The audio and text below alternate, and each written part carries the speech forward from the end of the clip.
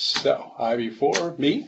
So, our agenda for today, and thank you again for joining us this morning. Really appreciate it. I have a lot to go through. I probably, as usual, have overproduced the amount of content. But as I like to do at the beginning, I want to start with setting the table for the presentation, meaning why is there a need to lead and how do we establish tone from the top? Then we'll go through reporting objectives, the do's and don'ts, the meat of the presentation. And I'm going to finish with a couple of recommendations. We're going to talk about peer review a little bit, and I'm going to walk you through some metrics at the end, how to establish some baseline metrics, especially around budgeting. So let's dig right into it. Cybersecurity, once it was relegated to the back office of the business. And now, because of cybersecurity threats in recent years, it's become front and center priority for many boards of directors. As businesses become more digitally invested, we stand up, we move to the cloud, all of those various components that have come in recent history, cyber threats are finding more ways to breach defenses, increasing this risk to business operations and, of course, to your bottom line. From loss of revenue, intellectual property, legal liability, reputational damage, plus the cost to resolve a breach. And I can tell you from experience, we have dealt with numerous breaches as an incident response team in the past year that quickly moves into six figures.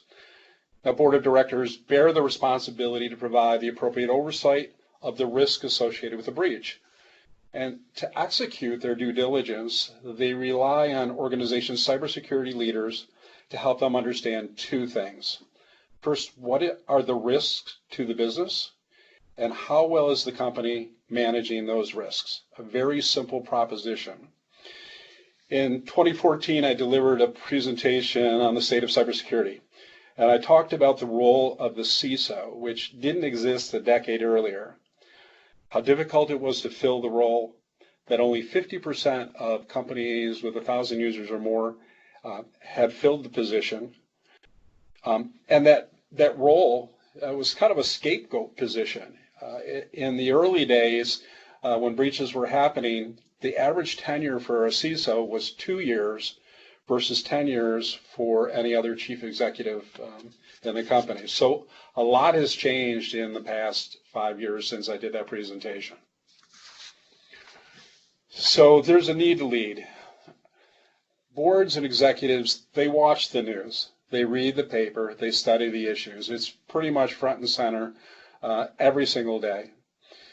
Senior executives, they understand that the global economy is still not sufficiently protected against cyber attacks. Despite years of effort and spending tens of billions of dollars on cyber protection. They understand that risk undermines trust and confidence in the digital economy, reducing its potential by as much as $3 trillion by 2020.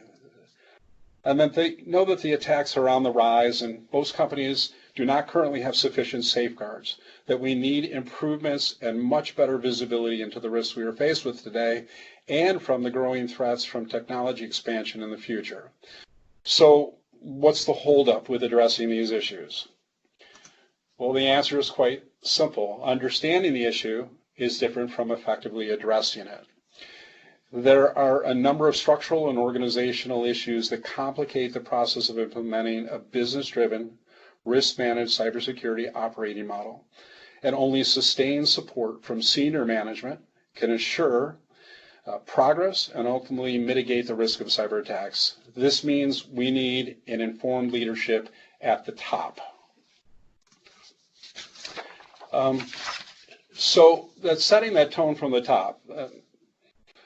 If you look at this is a compliance governance model, and it starts with policy, procedures, and execution from the top, and they flow down with informed feedback loops in place to talk about how are we doing against implementation and maintenance of our controls, testing our controls regularly, providing feedback loops to the top, and making adjustments through the process.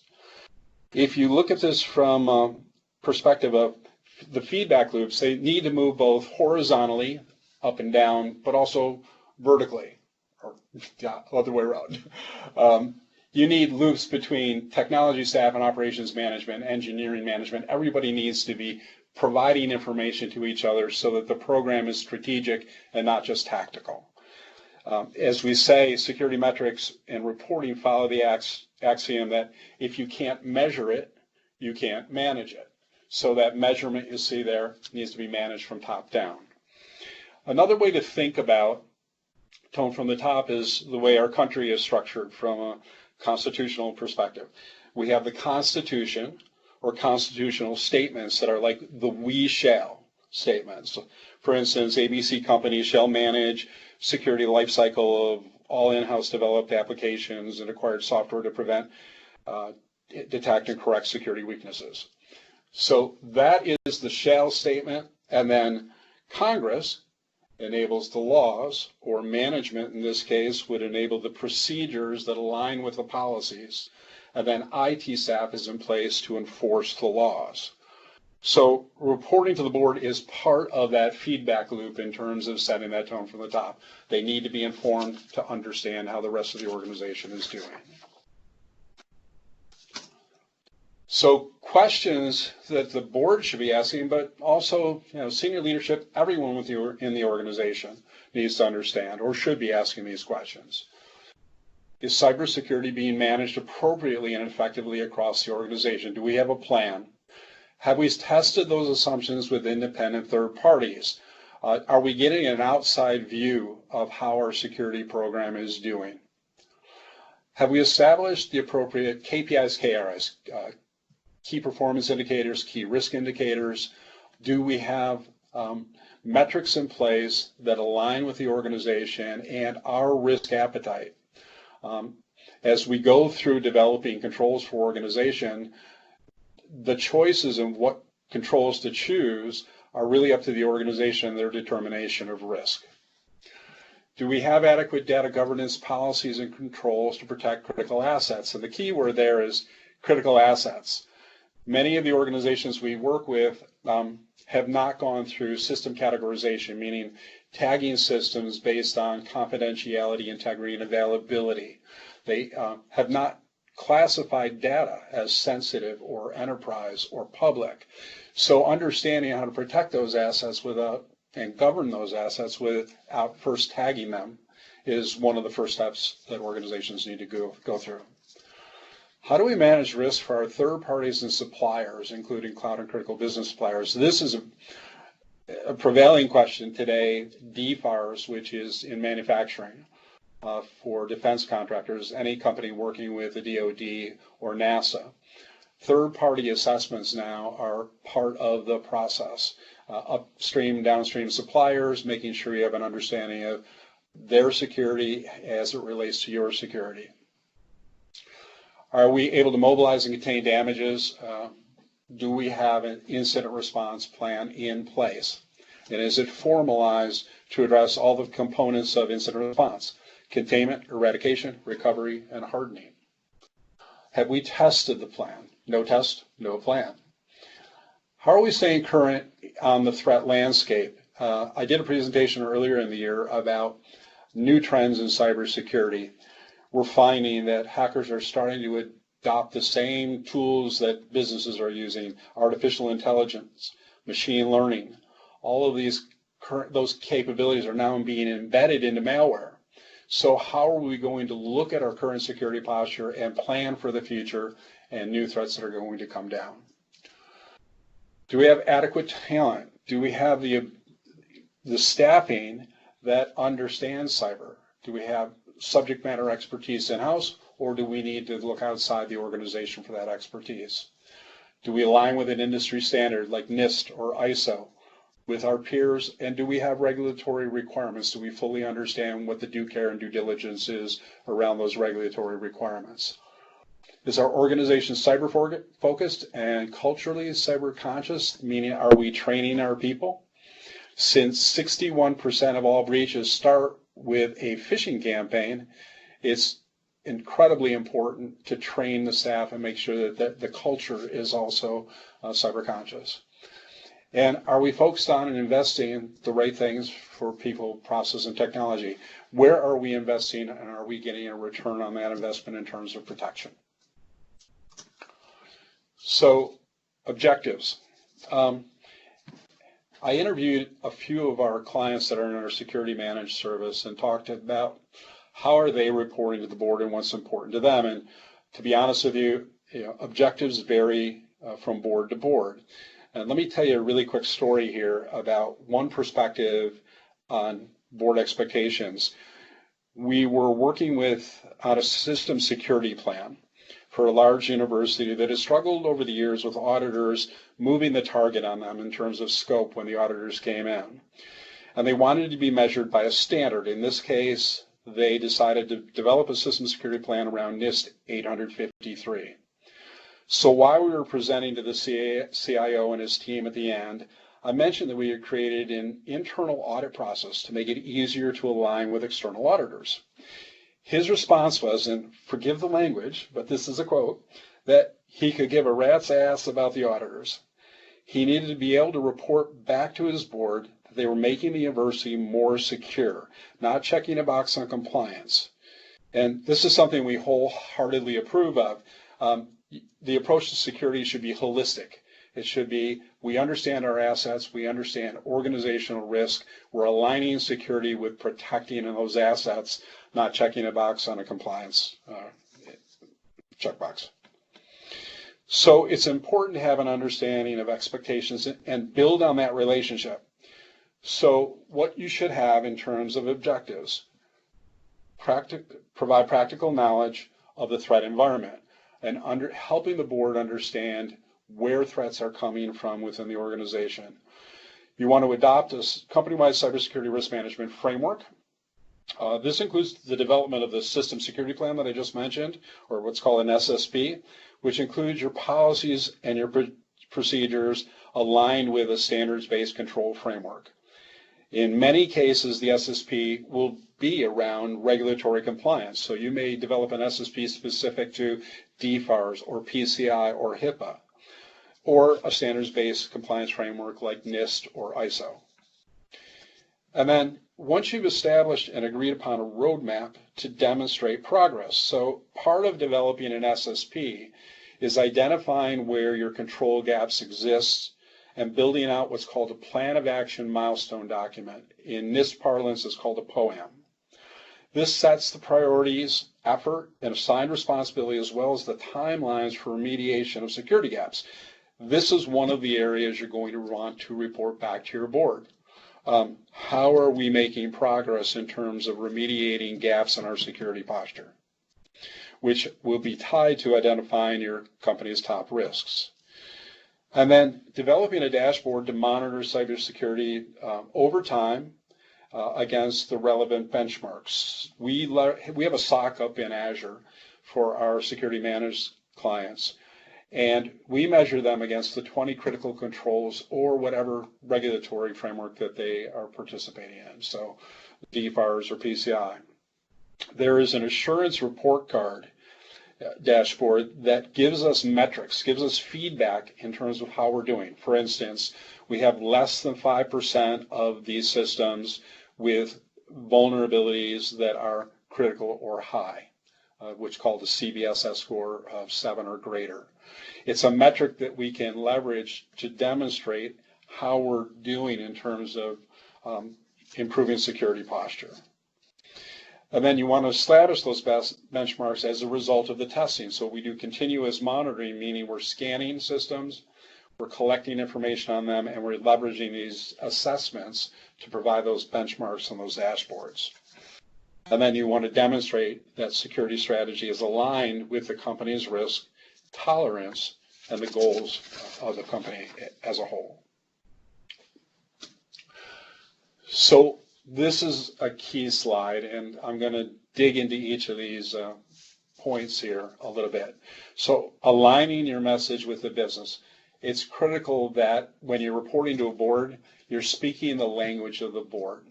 So the first thing is to avoid the tactical components of your program. Useful board reports address business risk, not cybersecurity risk. Your message should be practical and not overly dependent on all the details of your day-to-day cyber battle. Boards expect that the organization's security program has put the appropriate program in place. They don't need to know how cybersecurity works, nor do they need to learn your whole security dashboard. What they do need to know is that risk is being managed to. That means they care deeply about the impact of a breach could have on both innovation, productivity, revenue, reputation, and shareholder value. And then use revenue as a lens. It's really difficult in cybersecurity to provide an ROI. It's kind of a mythical goal. While some security initiatives will improve efficiencies and squeeze some more value out of existing investments, it's difficult to measure return on risk prevention or return on protection. This underscores the importance of delivering your cybersecurity risk report in terms of business outcomes that impact current, future revenue and margin. That said, one of the things to think about in terms of cyber incident response is that it's tied at the hip to disaster recovery planning. If I walk you through incident response, I'm going to talk about contain, eradicate, and recover. So it's part of disaster recovery, and the same methods that we use to determine recovery time objectives and recovery point objectives are in play in incident response. How quickly do you need to get a system back up and running based on the business impact of that system being down? And because of that, it can help you quantify the costs of downtime. So if you have a breach and your email system goes down, how important is that to the company? How many hours can it be down for? And if it's down, what's the impact on business workflows and therefore lost productivity or fines and penalties and things like that? So you want to tie all of these together in terms of trying to quantify costs as much as you can. And then that's where you lead with the anticipated business impact. So you want to clearly articulate the alignment between your cybersecurity practices and these business outcomes to help manage budget expectations and avoid misaligned priorities. And then kind of put a different twist on risk tolerance and investment. Most CISOs agree that on one thing, the biggest driver behind a company's level of tolerance for cybersecurity risk is whether or not they've been breached before. So it's kind of like the ostrich head in the sand kind of thing. If you haven't been breached, it's hard to really understand your risk tolerance.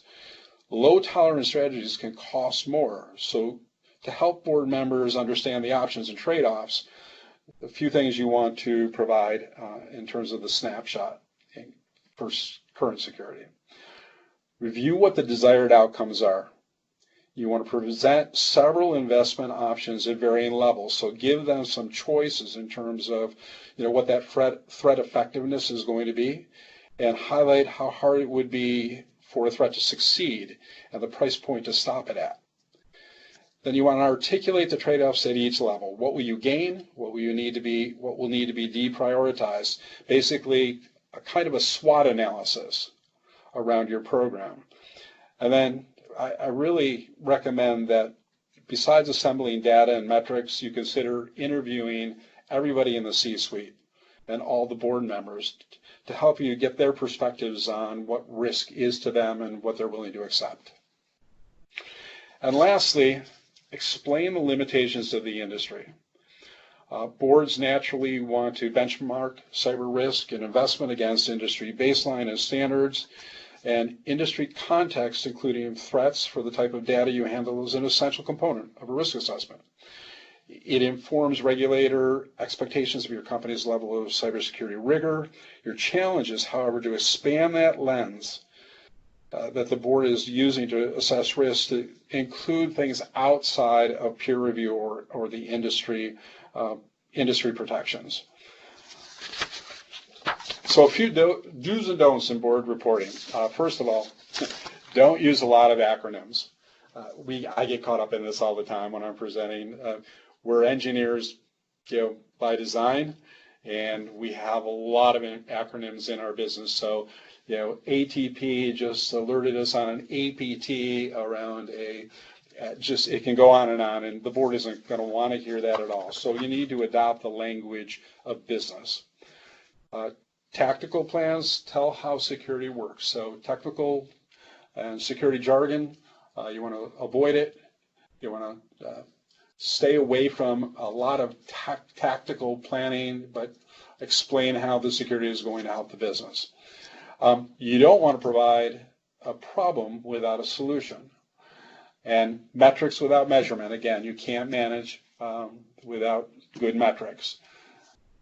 So you don't want to report on metrics without having it measured against the business requirement. Data without business relevance and too much data. There's a thing called overload, just TMI, right? So they should be short. Board reporting should be no more than 2 or 3 pages that highlight the key components.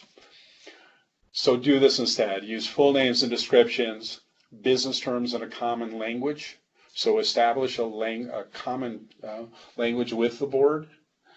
Strategic plans that demonstrate why security is important to the business outcome. Realistic roadmap for improvement, that's your POAM. Replicable metrics that track trends. So over time, you want to show like rolling 12s of improvement over time. Financial, operational, reputational, regulatory concerns that align with the board. And then confidence building stories, not only what's going wrong, but also tell stories about how you're addressing security. Where are the positives? SWOT analysis also includes strength. So you want to make sure that the board isn't just hearing all the problems and the issues with cyber, but also the things that you're doing right. And then establishing a scorecard. So I thought about giving you some sample reports, and I stopped, because until you have established what's important to your board, showing you a report and a template and plugging in data is not going to be relevant information. But there are frameworks that you can leverage for risk assessments. So we're most familiar with NIST Cybersecurity Framework. That's 839. If you go out to NIST, you can look up that special publication 839, and inside that there's another 830 that talks specifically to risk assessment. And then there are other risk management systems. ISO 27005, there's FAIR, Octave, COSO. I just went through the FAIR site in researching this, and several universities have asked me about FAIR. That may be something you want to look into. Training is free. It's open source. So you can get trained in it, download the book and study. It's more of a quantitative framework. So when you look at this annualized loss exposure graphic that I have up there, this is from FAIR. And one other thing I wanted to talk about is, you'll see at the bottom of the screen, RiskLens and LogicGate. Those are 2 vendor tools that can create those dashboards. So they're automated risk management tools. RiskLens leverages the FAIR methodology and allows you within their application to be able to do the evaluation, generate reports, generate dashboards as to where you are. So I put that in there. You may want to take note of those and just go take a look. Look at these different risk management frameworks, and also look at these vendors that are tying into these frameworks. And annualized loss exposure is about the probability, the potential lost cost, and it's also about, you'll see there's 2, risk is the blue. That means the risk that you've identified versus the remediated risk, which is the orange button. So it gives them kind of a 4-dimensional view of before and after, what our potential annualized loss exposure could be, what our costs could be. So it quantifies that for the board. ALE is something that we use in disaster recovery planning all the time in terms of assessing risk. Different disasters, both environmental and man-made disasters. If you look at environmental disasters like a fire, they happen once every 20 years.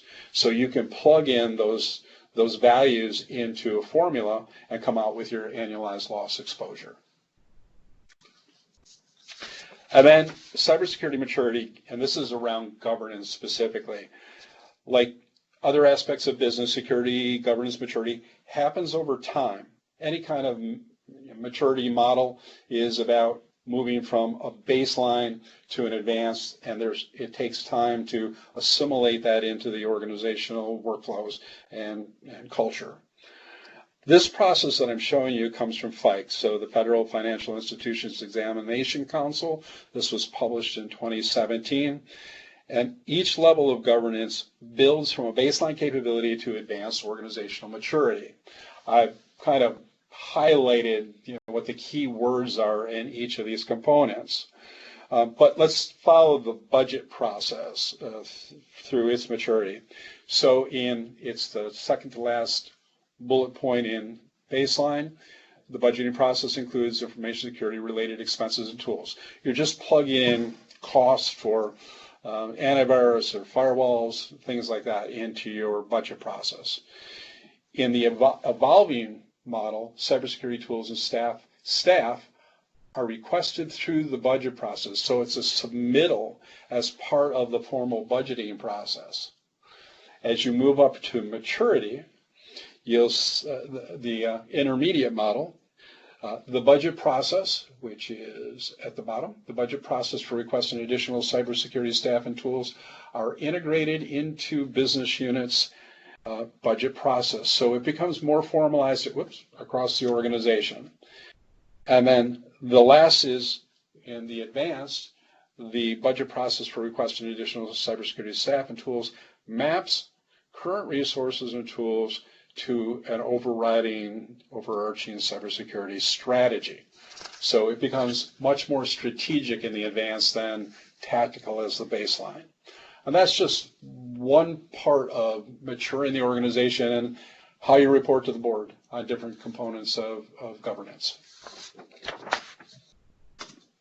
So we're going to do a little math. As I mentioned at the beginning, I'm going to walk you through making the case. And in this case, we're going to talk about giving you some perspective on what spend you should be investing in terms of cybersecurity. We're often asked, how much security is enough?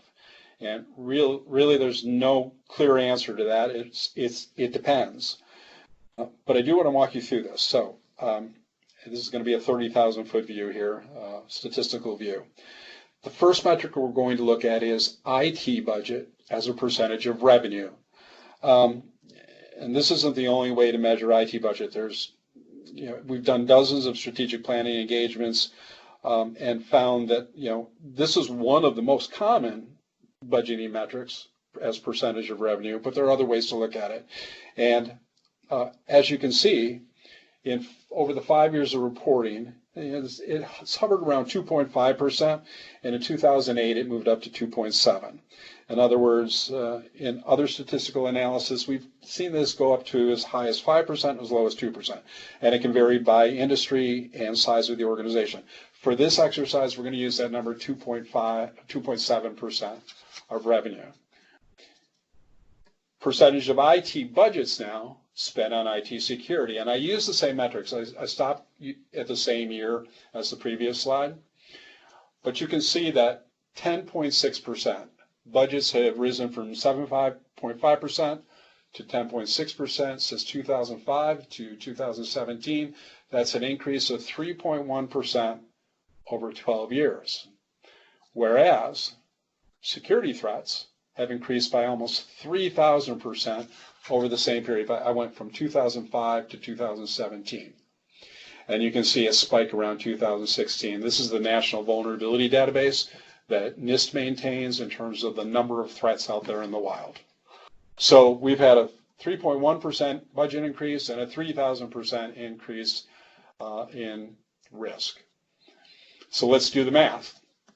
If you're a $100 million company and your IT budget is 2.7%, you're going to spend about $2,700,000. That was easy math. Your security budget, if it's 10.6% of that, you're going to spend about $286,000 in security budget, and you're a $100 million company. Keeping in mind that includes staffing, tools, all of the components of a cybersecurity program. We put that little metric up there, an entry-level CISSP, that's kind of like the gold standard for security certifications. Entry-level CISSP comes in around $85,000 burden, so let's say $100,000. So you quickly are going to be chewing up your security budget if you're carrying IT staff, and that doesn't leave a lot for the rest of the program. And this is how it shows. Cybercrime. The United States is the #1 attack nation in the world, and it's not solely because of budget, because we're not spending enough. It's partially because we're not spending enough, but we're also a target, right? We have the most intellectual property. We have assets that people want to attack. We're kind of an easy target for the rest of the world. So when you tie all of this together and look at this, not only lack of investment, but tie it into that we're a target, that hackers are trying to get our information, intellectual property, they're trying to get into our systems, tie that all together, and you'll see that there's a need for increased investment in cybersecurity. So a couple of things I wanted to go over with you is peer review. It often comes up, the other question that often comes up is how do we compare against other companies in our industry of similar size? In fact, we recently had an RFP from another university for security service, and the request was explicit. They said the assessment should compare the university's IT processes and controls to industry and educational institution best practices and identify and describe areas for improvement. So security rating services have come into being just for this purpose. They're much like credit rating services. They provide this perimeter view of your security posture, outside-in look, and they assign scores to various components of your security posture, which then provides that cybersecurity score that can be used as comparison against companies like yours. They also have the ability of evaluating third parties that you do business with. So peer review is not only how are you doing against the industry, but how are other companies that you do business with doing in terms of security posture, which is really useful if you have to do third-party security audits. For instance, financial institutions that fall under DFS regulations, they're required to do third-party audits. They send out a questionnaire, and then they've got to review them, but there's no way to check whether or not those controls are actually in place. In fact, these services, and I've listed a bunch of them at the bottom here for you, these services are used by cyber insurance companies to validate when someone's applying for cybersecurity insurance. They fill out a form about their security posture, and it determines premiums. The cyber insurance companies are leveraging these ratings services to find out, whether or not those questionnaires are actually, what kind of security is being provided. So at the bottom there, you may want to grab a couple of those. I'm going to show you a dashboard from BitSight Technologies right now. So this is a dashboard from BitSight that shows ABC company. Risk at the bottom left, you'll see against 16 peer groups. And unfortunately for them, you'll see against those 16 companies, they are in the bottom 30%. If you look at the chart there, you'll see that the company rating is in that 18.6 percentile. The bottom 25% is just below there. The median is at 27, and the top 25% are above 23%.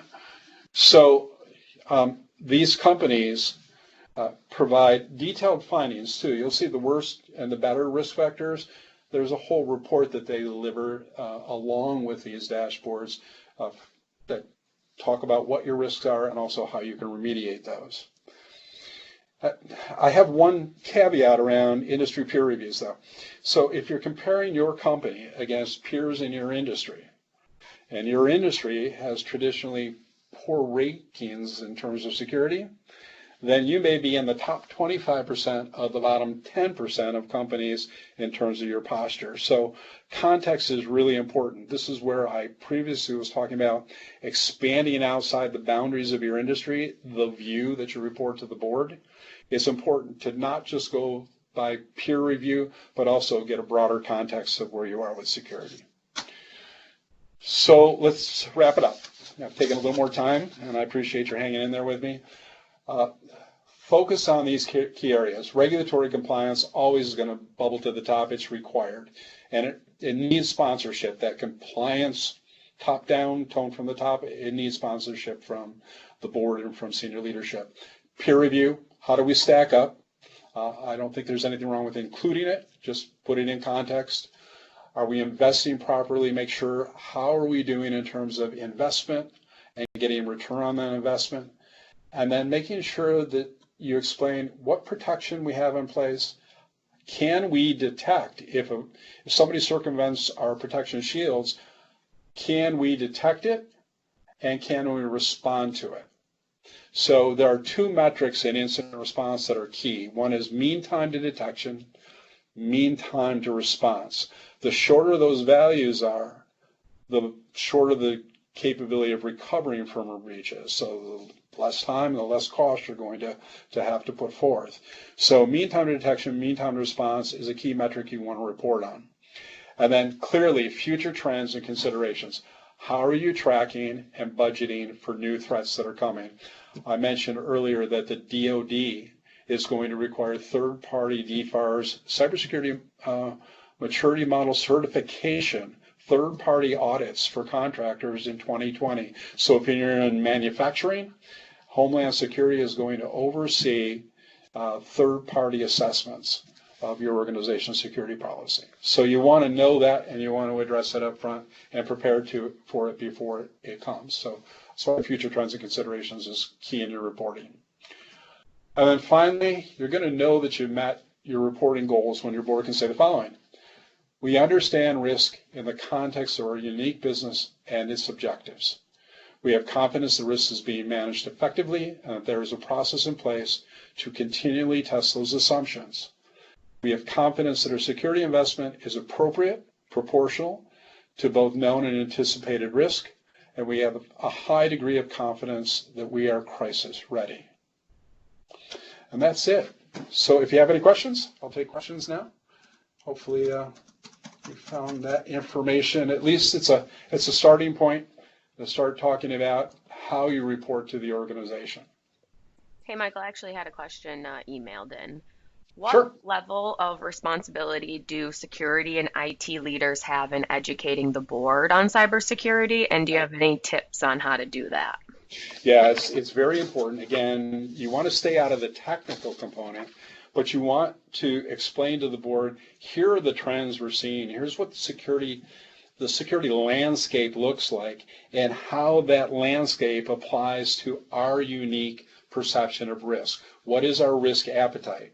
So that informing the board is a critical component of reporting.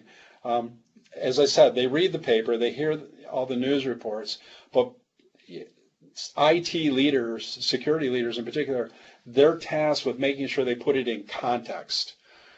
Often we do security assessments. We get tactical reports back and they go, you have 4,000 vulnerabilities. It means nothing.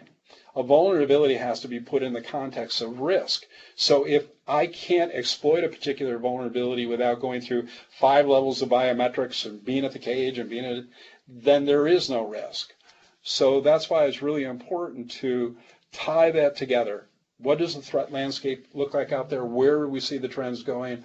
How are we responding to that? And what does that mean in terms of impact to my particular organization?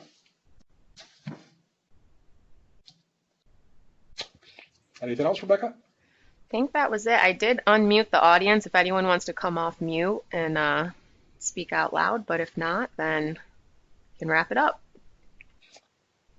Thank you, everyone. Appreciate it. All right, bye.